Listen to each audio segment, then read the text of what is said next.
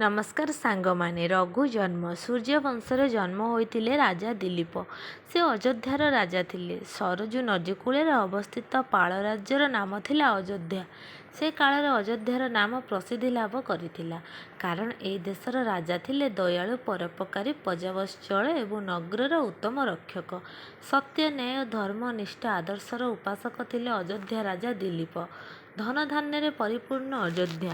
ରାଜା ଦିଲୀପ ବିବାହ କରିଥିଲେ ମଗଧର ରାଜକନ୍ୟା ସୁଦକ୍ଷିଣାକୁ। ରାଜା ଦିଲୀପ ଥିଲେ ଯୁଦ୍ଧପ୍ରିୟ। ରାଜ୍ୟ ପରେ ରାଜ୍ୟ ଜୟ ଅଯୋଧ୍ୟାର ସୁନାମ ଆଣିଥିଲେ।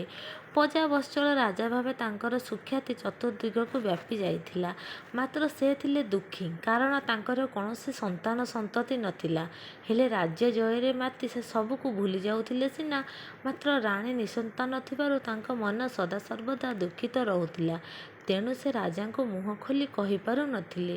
ରାଜା କିନ୍ତୁ ରାଣୀକୁ ଦେଖି ତାଙ୍କ ମାନସିକ ଅବସ୍ଥାକୁ ବୁଝିପାରୁଥିଲେ। ହେଲେ ସେ ନିରୁପାୟ। ରାଣୀ କିନ୍ତୁ ନିଃସନ୍ତାନ ଥିବାରୁ ଦୁଃଖରେ ଦିନ କାଟୁଥିଲେ। ଅମାପ ସମ୍ପତ୍ତି, ସୁନା, ରୂପା, ଅଳଙ୍କାର, ମଣି ମାଣିକ୍ୟ ଖଞ୍ଜିତ ସିଂହାସନ ହୁଏତ ରାଜାଙ୍କୁ ସୁଖ ଦେଇପାରୁଥିବ, ମାତ୍ର ରାଣୀ ସୁଦକ୍ଷିଣାକୁ ଏସବୁ ସୁଖ ଦେଇ ପାରୁନଥିଲା। କାରଣ ସେ ଜଣେ ନାରୀ। ସବୁ ନାରୀଙ୍କ ଭଳି ସେ ଚାହାନ୍ତି ମା ହେବା ପାଇଁ। ସନ୍ତାନଟିଏ ତାଙ୍କ କୋଳରେ ଥିଲେ ତାଙ୍କୁ କେତେ ଆନନ୍ଦ ଲାଗନ୍ତା। କିନ୍ତୁ ଦୈବର ବିଧାନ ବଡ଼ ବିଚିତ୍ର।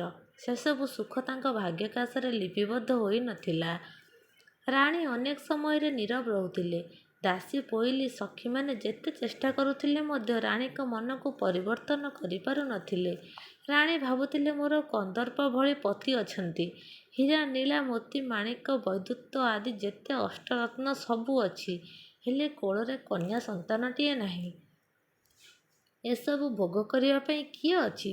ଦିନେ ଏପରି ଭାବି ଭାବି ନିଜ ମନ କଥା ରାଜାର ଆଗରେ କହିଲେ, କିଛି ଗୋଟାଏ ଉପାୟ କର। ସନ୍ତାନଟିଏ ନଥିଲେ ମୁଁ ବଞ୍ଚିପାରିବି ନାହିଁ।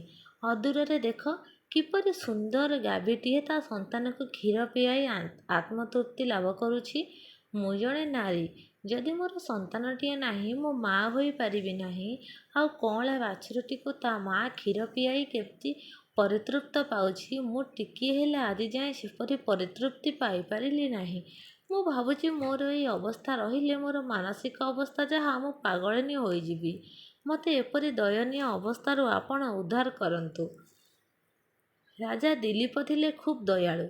ରାଣୀଙ୍କ ବାକ୍ୟ ଶୁଣି ତାଙ୍କ ଆଖିରୁ ଅଶ୍ରୁ ବୋହିଗଲା। ସେ କ'ଣ କରିବେ କିଛି ସ୍ଥିର କରିପାରିଲେ ନାହିଁ। ବହୁ ଭାବିଚିନ୍ତି ରାଣୀକୁ ତାଙ୍କ କକ୍ଷକୁ ଡକାଇ କହିଲେ, ଆମର କୁଳଗୁରୁ ହେଲେ ବଶିଷ୍ଠ। ସେ ଅଦୂରରେ ଆଶ୍ରମ କରି ସେଠାରେ ତପସ୍ୟାରତ ଅଛନ୍ତି। ଆମେ ସେଠାକୁ ଯାଇ କୁଳଗୁରୁଙ୍କୁ ଆମ ଅସୁବିଧା ବିଷୟରେ କହିବା। ଯଦି ଗୁରୁ ବଶିଷ୍ଠ ଆମକୁ ତପସ୍ୟା କରିବାକୁ କହିବେ, ତେବେ ଆମେ ତପସ୍ୟାରେ ଭଗବାନ ବିଷ୍ଣୁଙ୍କୁ ସ୍ମରଣ କରି କିଛି ବର ମାଗିନେବା। ତୁମେ ଆଉ ମନ ଦୁଃଖ କର ନାହିଁ। ଶୁଭ ମୁହୂର୍ତ୍ତ ଦେଖି କୁଳଗୁରୁ ପାଖକୁ ଯାଇ ତାଙ୍କର ସେବା କରି କିଛି ଉପାୟ ବାହାର କରିବା। ରାଣୀ ରାଜାଙ୍କ କଥାରେ ରାଜି ହେଲେ। ଏକ ଶୁଭ ମୁହୂର୍ତ୍ତ ଦେଖି ରାଣୀ ଓ ରାଜା ସୈନ୍ୟମାନଙ୍କ ସହ ଅଦୂରରେ ଥିବା କୁଳଗୁରୁ ବଶିଷ୍ଠଙ୍କ ଆଶ୍ରମକୁ ଗଲେ। ବିଶ୍ରାମ ଭିତରେ ପହଞ୍ଚି ଉଭୟ ରାଜା ଓ ରାଣୀ ବଶିଷ୍ଠଙ୍କୁ ସାଷ୍ଟାଙ୍ଗ ପ୍ରଣିପାତ କଲେ। କୁଳଗୁରୁ ବଶିଷ୍ଠ ଦେଖିଲେ ରାଣୀଙ୍କ ଆଖିରୁ ଧାର ଧାର ଅଶ୍ରୁ ବୋହିଯାଉଛି। ବଶିଷ୍ଠ ପଚାରିଲେ, ମହାରାଣୀ ସୁଦକ୍ଷିଣା, ଆପଣଙ୍କର କ'ଣ ଅସୁବିଧା ହୋଇଛି କୁହନ୍ତୁ। ରାଣୀ କାନ୍ଦି କାନ୍ଦି କହିଲେ, ହେ ତପସ୍ୱୀ କୁଳଗୁରୁ ବଶିଷ୍ଠ, ଆପଣଙ୍କୁ ସବୁ ଜଣା। ଆପଣ ଏହାର ପ୍ରତିକାର ନ କଲେ ଆଉ କିଏ କରିବ? ମୋର ଏ ପର୍ଯ୍ୟନ୍ତ କୌଣସି ସନ୍ତାନ ନାହିଁ। ମୁଁ ଜଣେ ସାଧାରଣ ନାରୀ। ଜଣେ ନାରୀ ଭାବେ ଏପର୍ଯ୍ୟନ୍ତ ଜନନୀ ହୋଇପାରିଲି ନାହିଁ। ଆମ ରାଜ୍ୟରେ କିଛି ଅଭାବ ନାହିଁ। ପ୍ରଜାମାନଙ୍କ ସୁଖ ଦୁଃଖରେ ଆମେ ଅଛୁ। ରାଜା ଜଣେ ସତ୍ୟନିଷ୍ଠ, ଦୟାଳୁ ଓ ପରୋପକାରୀ ଭାବେ ଅଯୋଧ୍ୟା ସିଂହାସନର ଅଧିକାରୀ। ମୁଁ ତାଙ୍କ ମହାରାଣୀ ସୁଦକ୍ଷିଣା। ଆପଣ ଏହାର କିଛି ପ୍ରତିକାର କରନ୍ତୁ। ନିଃସନ୍ତାନ ହୋଇ ମରିଗଲେ ନର୍କପୁରକୁ ଯିବି। ମୋତେ ଏହି ନିଃସନ୍ତାନ ଦୋଷରୁ ଉଦ୍ଧାର କରିବା ପାଇଁ ଉପାୟ ବତାନ୍ତୁ। ବଶିଷ୍ଠ ରାଣୀଙ୍କ କଥାରେ ମ୍ରିୟମ୍ରାଣ ହୋଇପଡ଼ିଲେ ଏବଂ ଧ୍ୟାନ ବଳରେ ଜାଣିପାରିଲେ ଯେ ରାଜା ଓ ରାଣୀ ପୂର୍ବଜନ୍ମର ଅଭିଶାପରେ ଅଭିଶପ୍ତ। ସେମାନଙ୍କର ପୂର୍ବାଭିଶାପ ଯୋଗୁଁ କୌଣସି ସନ୍ତାନ ସନ୍ତତି ନାହାନ୍ତି। ପୁନଶ୍ଚ ଧ୍ୟାନ ବଳରେ ଜାଣିଲେ ଯେ ସୁରଭି ନାମରେ ଏକ ଗାଭୀ ଅଛି। ତାରି ଅଭିଶାପ ବଳରେ ଏମାନେ ନିଃସନ୍ତାନ ଜନିତ ଦୁଃଖ ଭୋଗ କରୁଛନ୍ତି। ସେହି ସୁରଭି ଗାଭୀର କନ୍ୟା ନନ୍ଦିନୀ। ଯଦି ଉଭୟ ରାଜା ଓ ରାଣୀ ତାଙ୍କର ସେବା କରନ୍ତି ଏବଂ ସେ ସେବାରେ ସନ୍ତୁଷ୍ଟ ହୋଇ ନନ୍ଦିନୀ ଆଶୀର୍ବାଦ କରେ, ରାଜା ଓ ରାଣୀ ନିଃସନ୍ତାନ ଦୋଷରୁ ମୁକ୍ତି ପାଇବେ। ଏହି କଥା ଧ୍ୟାନ ବଳରେ ଜାଣି ରାଜା ଓ ରାଣୀକୁ ପାଖକୁ ଡକାଇ ସବୁ କଥା କହିଲେ। ରାଜା ଓ ରାଣୀ ଗୁରୁ ବଶିଷ୍ଠଙ୍କ କଥାରେ ରାଜି ହୋଇଗଲେ। ଗୁରୁଙ୍କଠାରୁ ଆଶୀର୍ବାଦ ନେଇ ରାଣୀ ଓ ରାଜା ସୁରଭି ଗାଭୀର କନ୍ୟା ନନ୍ଦିନୀର ସେବାରେ ଲାଗି ପଡ଼ିଲେ। ନନ୍ଦିନୀ ଯାହା କହୁଥିଲା ରାଜା ଓ ରାଣୀ ସେଇଆ କରୁଥିଲେ। ମନ ଧ୍ୟାନ ଦେଇ ନନ୍ଦିନୀର ସେବା କରି ଚାଲିଲେ। ନନ୍ଦିନୀ ଯେଉଁଠାକୁ ଯାଉଥିଲା ରାଜା ଓ ରାଣୀ ସେଠାକୁ ଯାଉଥିଲେ। ବନସ୍ଥ ଭିତରେ ଏମିତି ଅନେକ ବର୍ଷ ଧରି ରାଜା ଓ ରାଣୀ ନନ୍ଦିନୀର ସେବା କରି ଅଭିଶାପରୁ ମୁକ୍ତ ହୋଇ ନିଃସନ୍ତାନ ଦୋଷରୁ ରକ୍ଷା ପାଇବା ପାଇଁ ଲାଗି ପଡ଼ିଲେ। ରାଜାଙ୍କ ନନ୍ଦିନୀ ପ୍ରତି ଧ୍ୟାନ, ତପସ୍ୟା, ତ୍ୟାଗ, ନିଷ୍ଠା ଓ ଆଦର୍ଶ ଦେଖୁ ଦିନେ ଭଗବାନ ଭାବିଲେ ପ୍ରକୃତରେ ରାଜା ହୃଦୟ ଦେଇ ନିଃସ୍ୱାର୍ଥପର ଭାବରେ ନନ୍ଦିନୀର ସେବା କରୁଛନ୍ତି କି ନାହିଁ। ପରୀକ୍ଷା କରିବା ପାଇଁ ଦିନେ ରାଜା ଓ ରାଣୀ ରାତ୍ରରେ ଶୋଇଥିବା ଅବସ୍ଥାରେ ଭଗବାନ ବିଷ୍ଣୁ ସିଂହ ରୂପରେ ଆସି ନନ୍ଦିନୀକୁ ଖାଇବା ପାଇଁ ଗର୍ଜନ କରି ମାଡ଼ି ବସିଲେ। ଭୟଙ୍କର ଶବ୍ଦ ଶୁଣି ରାଜା ଓ ରାଣୀଙ୍କର ନିଦ ଭାଙ୍ଗିଗଲା। ଦେଖିଲେ ନନ୍ଦିନୀକୁ ମାଡ଼ି ବସିଛି ବିରାଟକାୟ ସିଂହ। ନନ୍ଦିନୀ ତା କବଳରୁ ରକ୍ଷା ପାଇବା ପାଇଁ ଛଟଛଟ ହେଉଛି। ରାଜା ଭାବିଲେ ଯାହାର ସେବା କରିବା ପାଇଁ ଦୁହେଁ ନିଷ୍ଠାର ସହ ଏତେ ଦିନ ଯାଏଁ ଲାଗି ପଡ଼ିଛନ୍ତି, ଆଜି ଯଦି ତାର ମୃତ୍ୟୁ ହୋଇଯାଏ ତେବେ ନନ୍ଦିନୀଠାରୁ ଆଶୀର୍ବାଦ ପାଇପାରିବୁ ନାହିଁ।